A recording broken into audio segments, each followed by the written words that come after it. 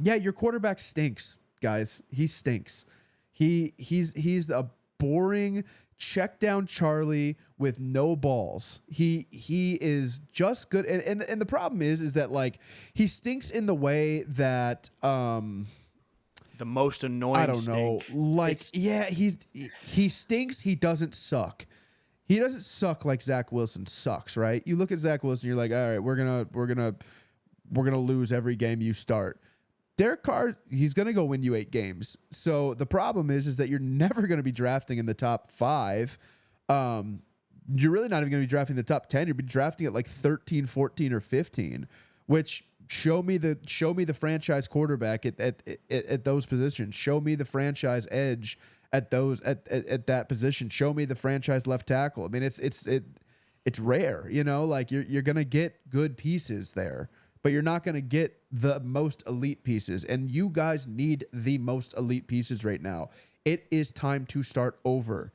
Again, it is time to start over. You cannot do this anymore. You can't do this anymore. Derek Carr is he gets in the he has no feel for the pocket.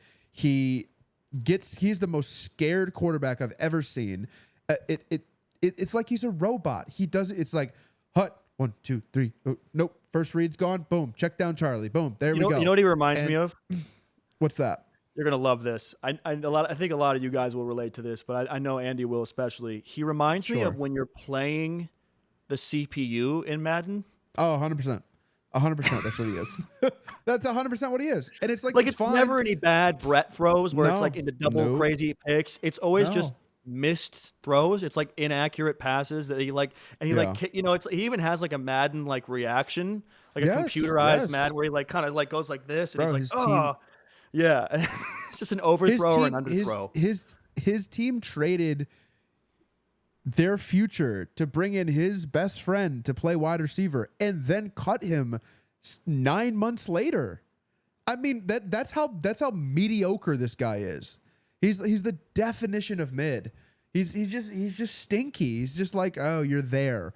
You're a guy. If you're rolling out Derek Carr, especially at this point, he's like, I think he's 32 or 33 years old. If you're rolling out Derek Carr in 2024, just like playoffs, nope, that's done. You're not gonna win anything of note. I don't want to hear it. I don't want to hear about how, but he's done that. No. You guys stink. He stinks. The offense as a whole kind of stinks.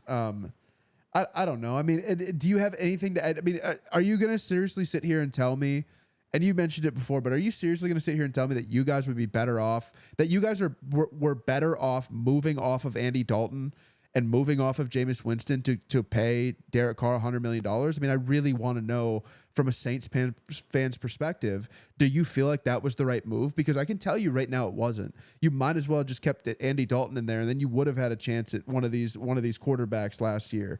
100% you would have. You know what I mean? Are you better off with Derek Carr today than you are with JJ McCarthy today?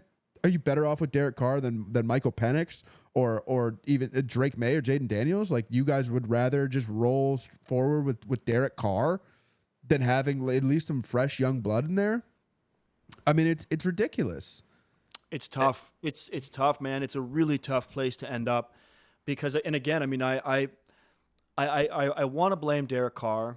I want to blame Dennis Allen, but I have to blame Mickey Loomis. I think that Mickey is afraid. I think, and I by the way, I mean this genuinely. I'm not being condescending.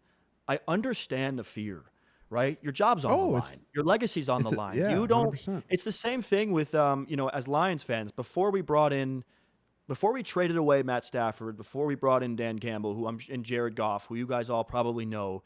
If you're not a Lions fan, you might not know that Matt Patricia and Bob Quinn were our head coach before that. And we were picking 3 overall. And we picked Jeff Okudah, a corner. And they sold the fan base that because of Matt Stafford, we're in win now.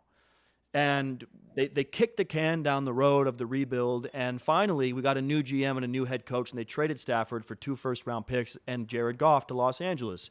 And then the rebuild started. And we were bad that first year. We were terrible. Mm-hmm, you guys have to rip the Band-Aid off.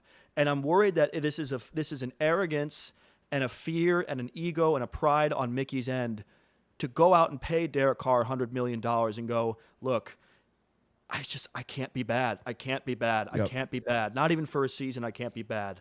I can't Yes, let you them think can. that it was all Sean Payton. I can't let them think that it was all Drew Brees. Screw that, dude. You've got your Lombardi trophy. Like, do the right thing and be honest with your fan base, man. Selling these guys a 100%. bill of goods that you're competing is Oh, you're such in a lie because purgatory. you're You're in not. You're purgatory. not. You're in purgatory Right. right now, and it's the worst place to be in. At least when you're terrible, there's a draft at the end of the tunnel. You know what I mean? It's you know, it's there's no lottery. It's not being terrible like the Detroit Pistons have been the last 3 years, and you end up with the 5th pick. If you're terrible, you get the 1st pick. If you're kind of terrible, you get like the 8th pick. If you're in purgatory, you get anywhere from like 12 to 19, and that's where you guys have been and forever. you're living a lie. Go right now. Anybody who let's just do an exercise. Those of you watching, do you know a Chicago Bears fan? Go ask him right now if he's happier with the idea of Caleb and this rebuild that's taking place, or he wishes that you guys were going to win 7 games or 8 games with Justin Fields or Mitch Trubisky. Go ask a Houston Texans fan. Was it worth it? Was the Lovie Smith year worth it? Was trading Deshaun worth it? I think they're feeling pretty good. I mean, even Panthers fans who lived through hell last year, they're excited. They got a new coach. They got Bryce Young. There's Lions fans. We lost Matt Stafford and then watched year 1 with a new team. He won a Super Bowl. You know how hard that was? You know how demoralizing that was? Guess what? Wouldn't trade it for anything. I love Jared Goff. I love Dan Campbell. I'm excited for the future. And Mickey Loomis is doing this fan base a disservice.